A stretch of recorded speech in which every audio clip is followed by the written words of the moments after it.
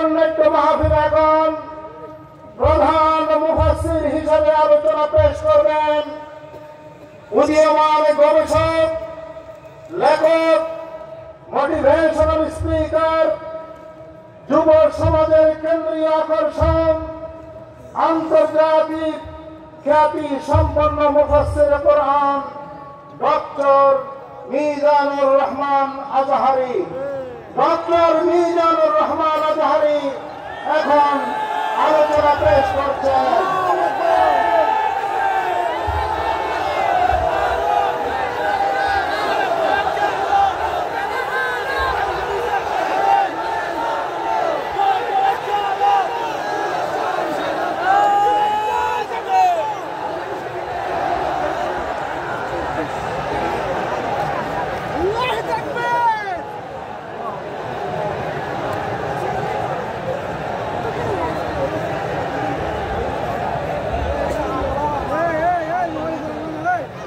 السلام عليكم ورحمة الله وبركاته. إن الحمد لله نحمده ونستعينه ونستغفره ونؤمن به ونتوكل عليه ونعوذ بالله من شرور أنفسنا ومن سيئات أعمالنا. من يهده الله فلا مضل له ومن يضلل فلن تجد له وليا مرشدا. ونشهد أن لا إله إلا الله وحده لا شريك له هو الذي لا ضد له ولا ند له لا مثل له ولا مثيل له لا وزير له ولا كفيل له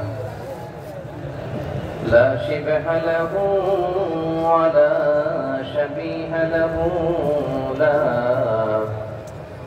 ولد له ولا والد له وهو الواحد الفرد الصمد لم يلد ولم يولد ولم يكن له كفوا أحد.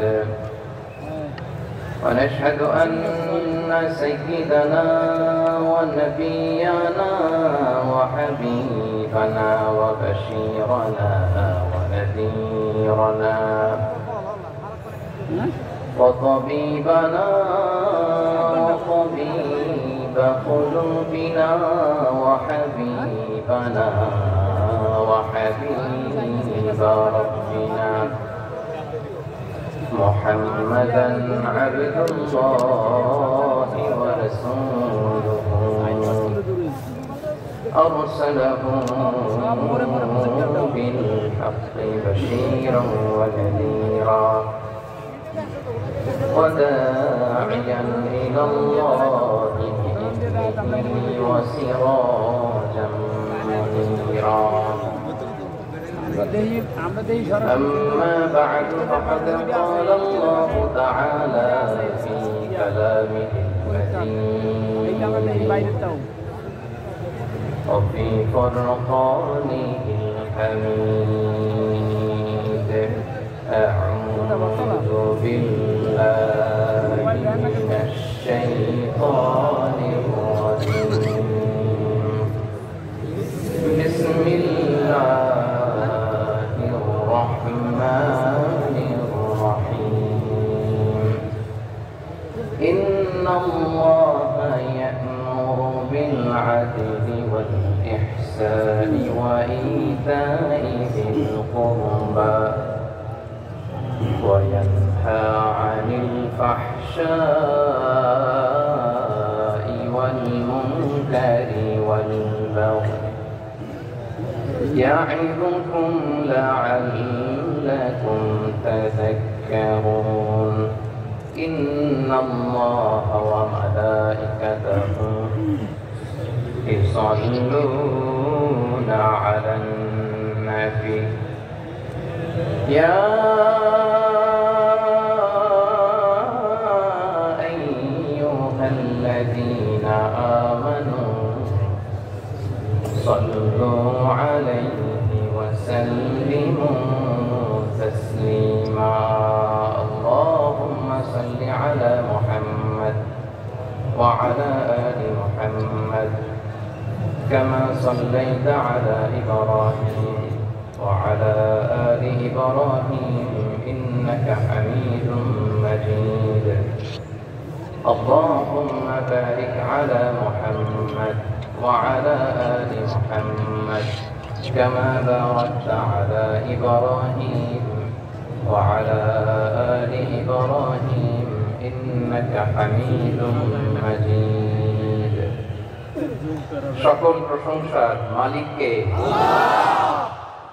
সকল ক্ষমতার উৎসকে কেউ যেটা পারে না পারে কে কেউ যেটা দেখে না দেখে কে কেউ যেটা শোনে না শোনে কে সে আল্লাহ তাআলার দরবারে আমরা শুকরগুজার হচ্ছি সবাই পড়ে নিচ্ছি কালিমাতুশ শুকর আলহামদুলিল্লাহ আলহামদুলিল্লাহ প্রিয় চট্টগ্রামবাসী গলা ছেড়ে দিয়ে আওয়াজ করে একসাথে সবাই পড়ুন রব্বানা লাকাল হামদ রব্বানা লাকাল হামদ হামদান কাসীরান তাইয়িবান মুবারাকান ফি ইয়া রাব্বি লাকাল হামদু কামা ইয়ানবাগি লিজালালি ওয়াজহিকা ওয়া আযীমি সুলতানিকা لك الحمد بالإيمان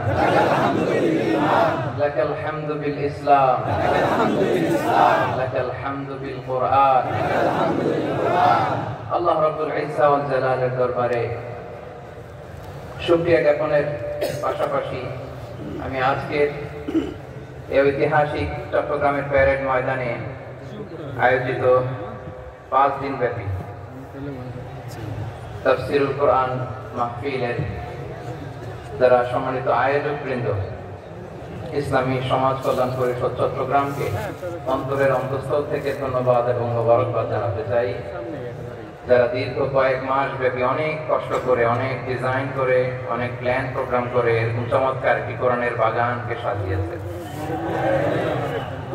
আজকের এই প্রোগ্রামের সম্মানিত সভাপতি প্রধান অতিথি বিশেষ অতিথি মঞ্চে উপবিষ্ট উলামায়ে কেরাম কমিউনিটি লিডার্স চট্টগ্রামের বিভিন্ন পর্যায়ের বিভিন্ন দলের সামাজিক ধর্মীয় রাজনৈতিক নেতৃবৃন্দ ব্যবসায়ী ভাইরা চাকরিজীবী ভাইরা শ্রমজীবী ভাইরা ছাত্র ভাইরা পর্দার আড়ালে আমার মায়েরা এবং বোনেরা সাংবাদিক বন্ধুরা মিডিয়া কর্মী ইউটিউবার্স ভলান্টিয়ার্স আপনাদের সবাইকে অন্তরের অন্তঃস্থল থেকে শুভেচ্ছা জানাই মোবারকবাদ জানাই আপনারা সবাই কেমন আছেন সবাই ভালো আছেন সুস্থ আছেন দোয়া করি আল্লাহ তাআলা আপনাদের সবাইকে ভালো রাখুন সুস্থ রাখুন নিরাপদে রাখুন আমরা সবাই করি আমিন সম্মানিত সুধী হযরতুল আল্লামা শহীদ মরহুম আল্লামা দেলওয়ার হোসেন সাঈদী রাহিমাহুল্লাহ ওনার স্মৃতি বিজড়িত আজকে এই ঐতিহাসিক প্যারেড ময়দানের তাফসীরুল কোরআনের প্রোগ্রামে সব আছে স্টেজ আছে শ্রোতা আছে প্যান্ডেল আছে মিডিয়া কভারেজ আছে কিন্তু আমাদের কলিজার টুকরাটা আমাদের মাঝে নাই আজকের এই প্রোগ্রামে আলোচক হয়ে এই চেয়ারে আমি না বসে ওই শ্রোতাদের কাতারে বসে যদি আমাদের আল্লামার নুরানি চেহারার দিকে তাকিয়ে ওয়াজ শুনতে পারতাম আমাদের হৃদয়টা ঠান্ডা হয়ে যেত আমাদের তৃষ্ণার্ত হৃদয় শান্ত হতো সব আজকে আছে কি যেন নাই ঠিক কিনা বলেন আল্লাহ তাআলা প্রতি 100 বছরে একজন মুজাদ্দিদ পাঠান প্রতি 100 বছরে একজন মুজাদ্দিদ যিনি সমাজকে সংস্কার করেন আল্লামা দেলওয়ার হোসেন সাঈদী রাহিমাহুল্লাহ ছিলেন তেমন একজন মুজাদ্দিদ চিৎকার করে বলেন ঠিক কিনা উনি শিরক বিদআতের আস্তানাকে তছনছ করে দিয়েছেন তাওহীদের বাণীকে সমুন্নত করেছেন মানুষের কাছে তাফসীরুল কোরআনকে জনপ্রিয় করেছেন আজীবন তিনি ইসলামকে বিজয়ী শক্তি হিসেবে দেখার স্বপ্ন দেখতেন এত প্রাঞ্জল ভাষা এত চমৎকার আধুনিক প্রেজেন্টেশন, গণমানুষের কাছে কোরআনের তাফসীরকে এভাবে জনপ্রিয় করে তোলার মতো ব্যক্তিত্ব আল্লামা সাঈদী ছাড়া দ্বিতীয় কেউ এই বাংলার ভূখণ্ডে নাই। এই যে তাফসীরুল কোরআন, এই যে টার্মিনোলজি, এই টার্মটাই উনি আসলে জনপ্রিয় করেছেন। আমরা আগে জানতাম না যে এভাবে তাফসীর করা যায়, এভাবে scientific indications of the Holi কোরআনকে মানুষের কাছে পেশ করা যায়, এভাবে এত জীবন ঘনিষ্ঠ করে, এত ইন্টারেক্টিভ করে কোরআনের কথাগুলো মানুষের কাছে উপস্থাপন করা যায়। উনি অন্যায়ের বিরুদ্ধে সবসময় সোচ্চার ছিলেন, প্রতিবাদী কণ্ঠস্বর ছিলেন। ওনার আলোচনা শুনলে দেহের রক্ত টকবক করে ফুটতে থাকতো। আল্লাহু আকবার, আল্লাহু আকবার। He was a strong mouthpiece of Islamic revivalism, Islamic জাগরণের strong mouthpiece ছিলেন আল্লামা সাঈদী রাহিমাহুল্লাহ। অনেক দোয়া পেয়েছেন। আমরা পড়েছি, এমন জীবন তুমি করিবে গঠন, মরণে হাসিবে তুমি, কাঁদিবে ভুবন। গোটা বিশ্বকে তিনি কাঁদিয়েছেন। আল্লামা যখন ইন্তেকাল করলেন, আমি তখন মালয়েশিয়া থেকে যুক্তরাষ্ট্রে একটা কনফারেন্সে যোগ দিতে যাচ্ছি, কাতার এয়ারলাইন্সে। মালয়েশিয়া থেকে দোহাতে নামলাম। দোহায় যখন আমার ট্রানজিট, তখন শুনতে পেলাম যে আল্লামা বিদায় নিয়েছেন। সোশ্যাল মিডিয়ায় শুনে বিশ্বাস করতে পারলাম না। মুহূর্তের মধ্যেই মাসুদ সাঈদী ভাইকে মেসেজ করলাম, উনি কোনো উত্তর দিতে পারলেন না। মাসুদ ভাইয়ের সাথে যখন কোলাকুলি করি, আমাদের শামীম ভাইয়ের সাথে যখন কোলাকুলি করি, মনে হচ্ছে আল্লামা সাঈদীর ঘ্রাণ পাই। শরীরটা লিটারালি কাঁপছিল, নিজেকে মানাতে পারছিলাম না, বিশ্বাস করতে পারছিলাম যে আসলে আল্লামা বিদায় নিয়েছেন। ইন দ্য মিন টাইম আমার সেকেন্ড ফ্লাইট, দোহা টু নিউ ইয়র্ক, 12 ঘন্টার ফ্লাইটে উঠলাম। ইন্টারনেট থেকে বিচ্ছিন্ন হলাম। নামার পরে শুনলাম আল্লাহু আকবার, যেখানে ওনাকে কবরস্থ করার কথা ছিল সেখানেও কবর দিতে দেয়া হয় নাই।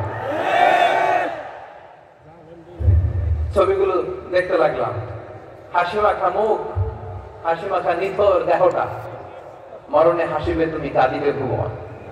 From east to west, from north to south, the entire globe, গোটা বিশ্ব ওনার জন্য কেঁদেছে।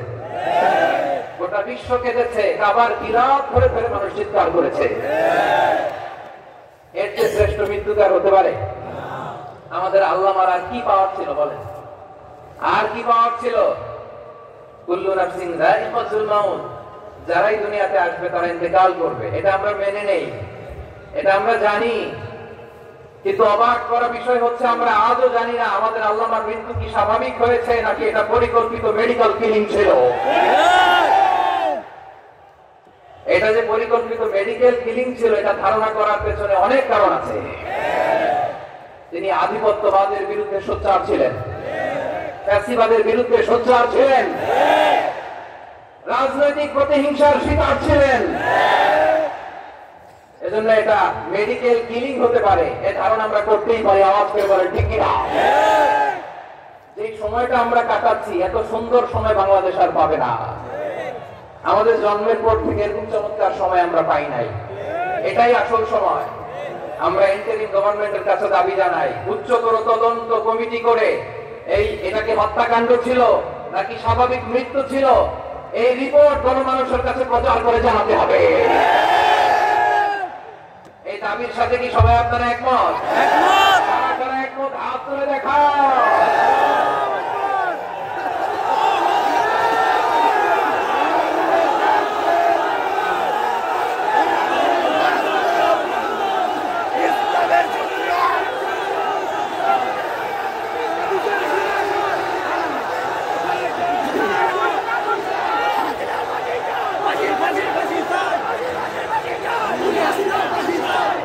আমার প্রিয় ভাইয়েরা, প্রিয় চট্টগ্রামবাসী, আল্লাহ তাআলা তার এই মুখলেস গোলামকে তার জান্নাতুল ফেরদাউসের মেহমান হিসেবে কবুল করুক। তার জীবনের সকল খেদমাগুলোকে কবুল করুক।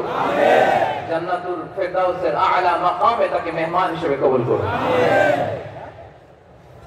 আল্লামা শহীদ দেলোয়ার হোসেন সাঈদী রাহিমাহুল্লাহ, উনি ছাড়াও এই ঐতিহাসিক ময়দানে কথা বলেছেন আল্লামা লুৎফুর রহমান রাহিমাহুল্লাহ। চলে গিয়েছেন আমাদেরকে ছেড়ে। তিনি বলতেন, ইনশাআল্লাহ মিজান আবার আসবে। হুজুর, আমি তো আসলাম, আপনি তো আমাদেরকে ছেড়ে চলে গেলেন, আল্লাহু আকবার, আল্লাহু আকবার, আল্লাহু আকবার। গলায় কোনো সুর ছিল না, সুর দিয়ে কথা বলতেন না, কিন্তু এত চমৎকার শব্দের গুণন, এত চমৎকার প্রেজেন্টেশন, এত চমৎকার ভাবে ঐতিহাসিক বর্ণনাগুলো তিনি উপস্থাপন করতেন। মন্ত্রমুগ্ধ হয়ে আমরা আল্লামা লুৎফুর রহমানের কথা শুনেছি। আমরা হযরতুল আল্লাহ লুৎফুর রহমান রাহিমাহুল্লাহর জন্য এই বিশাল ময়দান থেকে দোয়া করছি, আল্লাহ তাআলা তুমি তোমার এই খাদেমকে জান্নাতের মেহমান হিসেবে কবুল করে নাও। আমিন। আরো অনেক আল্লামারা এখানে কথা বলেছেন, বিশেষ করে বাইতুল শরফের মরহুম পীর সাহেব হুজুর থেকে শুরু করে আরো যারা যারা তাওকাতুল্লাহ উলামায়ে কেরাম এই চট্টগ্রামের ময়দানে কথা বলেছেন, আলো ছড়িয়েছেন। আমরা এই লক্ষ লক্ষ তাওহীদি জনতাকে নিয়ে তাদের জন্য দোয়া করছি, আল্লাহ তাআলা ওনাদের জীবনের সকল ভুল ত্রুটি ক্ষমা করে দিয়ে তাদেরকে জান্নাতুল ফেরদাউসের মেহমান বানিয়ে দিন। আমিন। আমরা এই ঐতিহাসিক প্যারেড ময়দানের প্রোগ্রাম থেকে স্মরণ করতে চাই 24-এর ছাত্র নাগরিক অভ্যুত্থানে আমার যে সমস্ত ছাত্র নাগরিক ভাইয়েরা দেহের তাজা রক্ত বিলিয়ে দিয়ে নতুন বাংলাদেশ আমাদেরকে উপহার দিয়েছে। বিশেষ করে আপনাদের এই চট্টগ্রামের শহীদ ফাইসাল, শহীদ ওয়াসিম সহ সকল শহীদকে আল্লাহ তাআলা কবুল করুক, আমরা সবাই পড়ি আমিন। আমিন। প্রিয় ভাইয়েরা, আমি নগণ্য একজন কোরআনের ছাত্র, এত বিশাল মঞ্চে এত বড় প্ল্যাটফর্মে কথা বলা আমার জন্য সাজে না। তারপরও আমাদের মুরব্বীরা আমাদের ডানে বায়ে বসে আছেন, ওনাদের আদেশ ক্রমে, ওনাদের অনুমতি ক্রমে কিছু কথা আজকে এই ঐতিহাসিক প্রোগ্রামে আপনাদের সামনে উপস্থাপন করার চেষ্টা করব। ওমা তাওফীকি ইল্লা বিল্লাহ। প্রিয় ভাইরা, 5 দিন ব্যাপী এই তাফসীরুল কোরআনের প্রোগ্রামে অনেক ওলামা হযরত কথা বলেছেন। যারা কোরআন সুন্নাহ থেকে আমাদেরকে কোরআনের কথাগুলো শোনালেন, আমরা যেন সেগুলো আমল করতে পারি, আল্লাহ আমাদেরকে তৌফিক দান করুন। আমিন।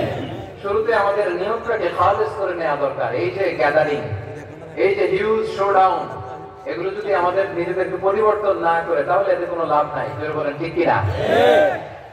এই প্রোগ্রাম যদি আমাদের জীবনকে পরিবর্তন করে, আমাদের চিন্তার ডিএনএ কে চেঞ্জ করে দেয়, তাহলেই চট্টগ্রামের প্যারেড ময়দান সার্থক। আসুন আমরা চিন্তাকে খালেস করে নেই। আমরা সবাই নিয়ত করি যে যতটুকু কথা আমরা কোরআনের আলোকে শুনবো, আমলের নিয়তে শুনবো ইনশাআল্লাহ। বলেন সবাই ইনশাআল্লাহ। আপনারা সবাই ঠিকঠাক আছেন তো? কখন আসছেন আপনারা? সবাই আসছেন কখন? সকালে। কেউ দুপুরে? 9টায়? দুপুরের খাবার খাওয়ার সুযোগ হয়েছিল? খান নাই? রোজা রাখছেন? কি দিয়ে বিদায় দেবো আমার এই ভাইগুলোরে? আল্লাহ তুমি আমার ভাইগুলোরে কবুল করো। ইসলামের পক্ষের এই গণজোয়ারকে আগামীর বাংলাদেশের ইসলামের জন্য তুমি কবুল করো। যেই ভালোবাসা ইসলামের জন্য হয়, যে গণজোয়ার কোরআনের জন্য হয়, পৃথিবীর কোন শক্তি দিয়ে সেটাকে আটকানো যায় না। জোরে বলেন ঠিক কিনা? এজন্য গ্রাজুয়ালি, সিস্টেম্যাটিক্যালি, মেথোডোলজিক্যালি আমাদেরকে আগাতে হবে, শুধু আবেগ দিয়ে নয়। বিবেকেরও দরকার আছে না নেই? প্রিয় ভাইয়েরা, আসুন, আমাদের কথা অনেক বেশি, সময় অনেক কম, আমরা আর কাল বিলম্ব না করে মহাবিশ্বয় মহাগ্রন্থ আল কোরআনুল কারীম থেকে কিছু কথা শুনি। আমি যে টপিকটা নিয়ে আজকের ঐতিহাসিক চট্টগ্রামের প্যারেড ময়দানের তাফসীরুল কোরআন প্রোগ্রামে আলোচনা করব, সেটা হচ্ছে সূরাতু আন-নাহলের 90 নম্বর আয়াত নিয়ে কিছু কথা আমরা উপস্থাপন করবার চেষ্টা করব ইনশাআল্লাহ।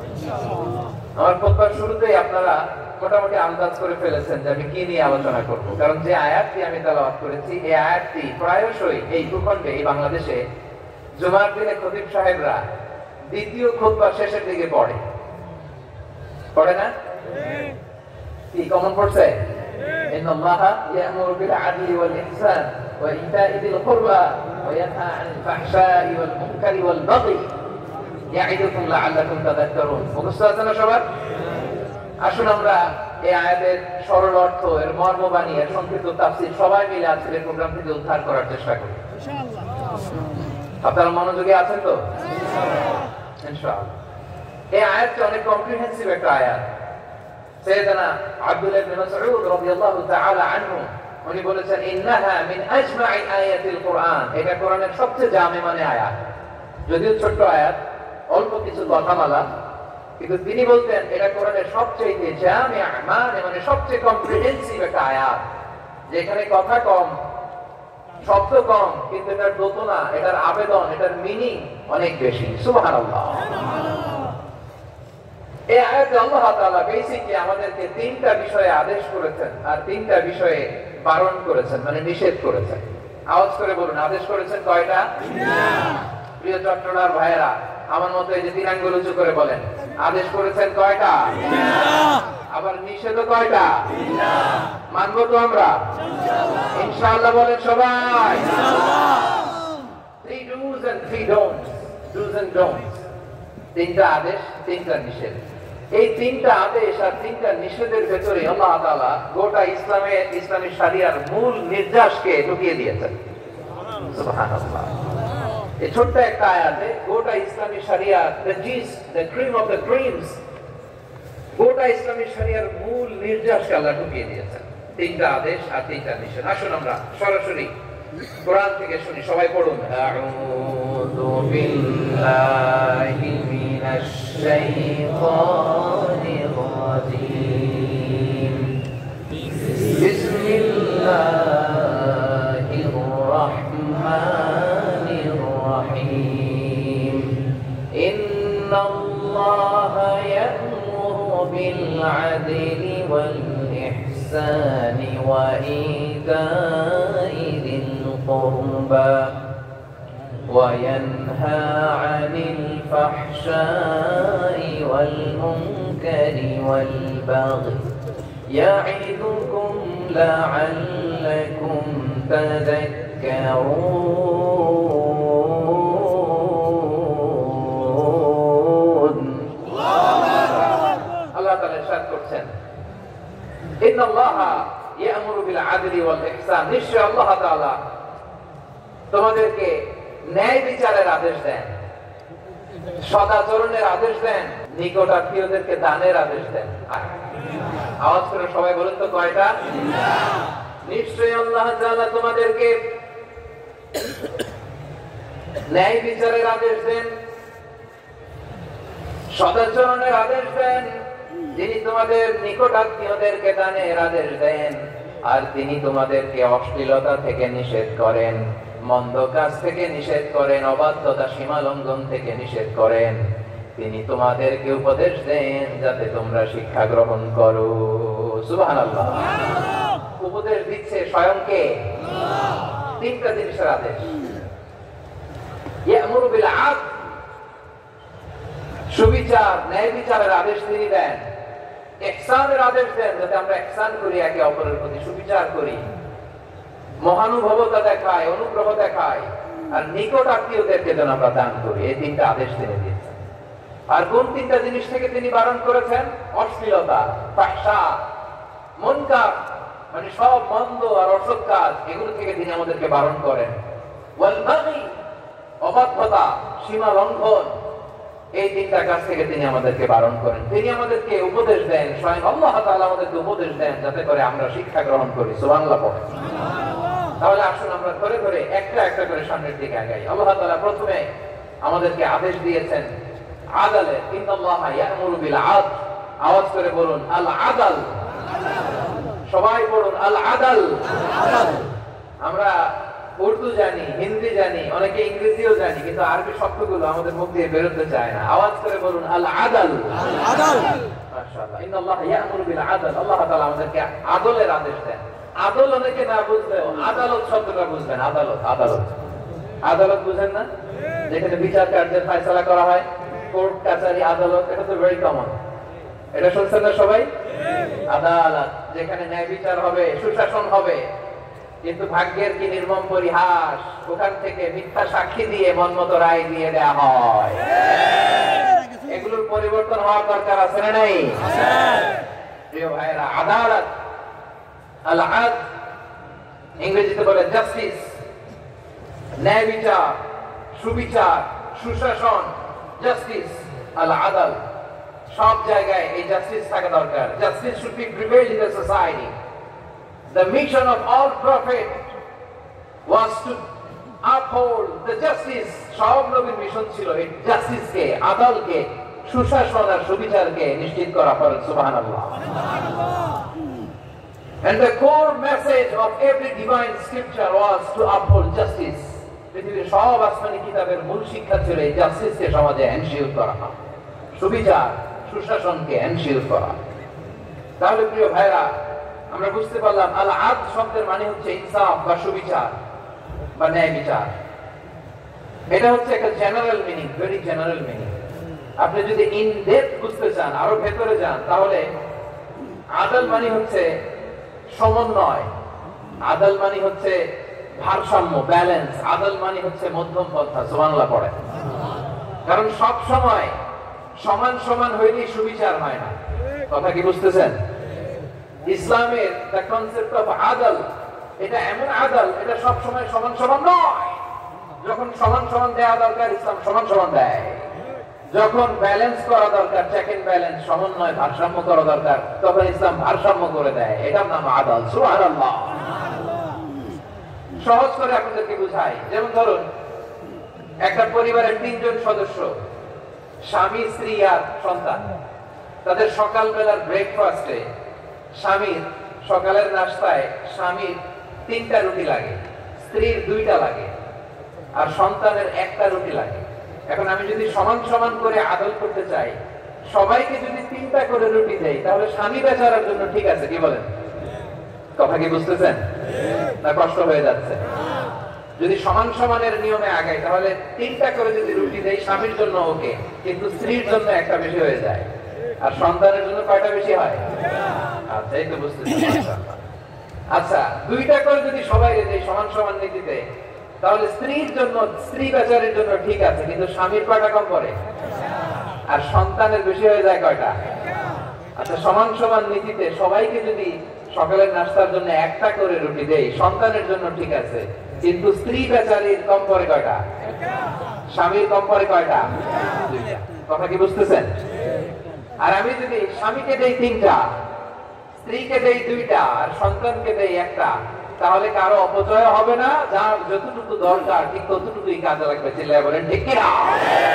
এটাই হচ্ছে ইসলামের আদল, যেখানে যা যতটুকু দরকার তাকে সেখানে ঠিক ততটুকু দিয়ে দেওয়ার নামই হচ্ছে আদল। চিল্লায় পড়েন আল্লাহু আকবার।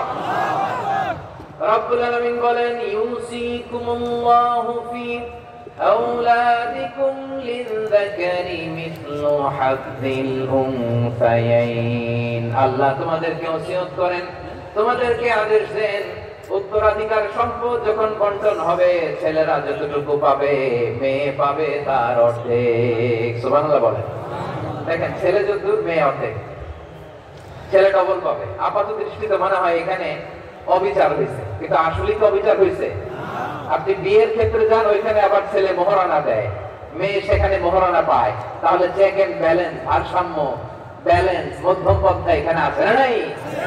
এটাই হচ্ছে ইসলামের আদল। আল্লাহ তাআলা এই আদলের আদেশ দিয়েছেন, সুবিচার, ন্যায় বিচার, সুশাসন এবং ভারসাম্যের আদেশ দিয়েছেন। প্রিয় ভাইয়েরা, একটি শান্তিময় সমাজ, একটা সমৃদ্ধ সমাজ, একটা মানবিক সমাজ যদি আমরা পেতে চাই, এই আয়াতের মধ্যে যতগুলো পয়েন্ট আছে সবগুলোর বাস্তবায়ন লাগবে। কথা বুঝতে পেরেছেন? বলেন, আওয়াজ করে বলেন, আমরা একটা শান্তির সমাজ চাই কি চাই না? আমরা একটা সমৃদ্ধ বাংলাদেশ চাই কি চাই না? আমরা একটা মানবিক বাংলাদেশ চাই কি চাই না? এই আয়াতে আল্লাহ তাআলা একটা মানবিক সমাজের রূপরেখা টেনেছেন। তার প্রথম কথা হচ্ছে, ইন্নাল্লাহা ইয়া'মুরু বিল আদল। আল্লাহ তাআলা তোমাদেরকে আদলের